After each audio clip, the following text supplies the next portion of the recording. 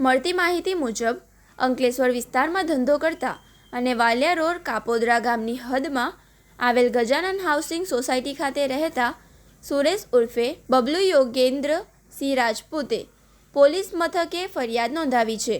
ફરિયાદમાં રાજેશભાઈ રામજીલાલ યાદવ, ગડ્ડુ યાદવ, રમેશ યાદવ અને રામસિંહ યાદવ સામે મારામારી, ગેરકાયદેસર રીતે ભેગા થવા, ધમકી આપવા તેમજ વેપાર અને નુકસાન પહોંચાડવાના ગંભીર આક્ષેપો કરવામાં આવ્યા છે. ફરિયાદમાં જણાવ્યા અનુસાર ફરિયાદીએ રાજેશ યાદવ પાસેથી કામ લીધું હતું, પરંતુ કામ બાબતે વિવાદ સર્જાતા બંને પક્ષો વચ્ચે બોલાચાલી થઈ હતી.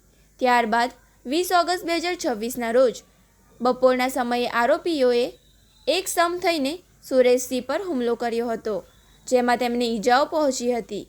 આરોપીઓએ હુમલો કરવા સાથે જ ફરિયાદીને જાનથી મારી નાખવાની અને ધંધો બંધ કરાવી દેવાની ધમકી પણ આપી હતી. ઘટનાના પગલે સમગ્ર વિસ્તારમાં ચકચાર મચી ગઈ છે. હાલમાં ઘટનાના સીસીટીવી ફૂટેજ સોશિયલ મીડિયા પર અને પોલીસ સમક્ષ આવ્યા બાદ અંકલેશ્વર ગ્રામ્ય પોલીસે ગુનો નોંધી કાયદેસરની કાર્યવાહી હાથ ધરી છે.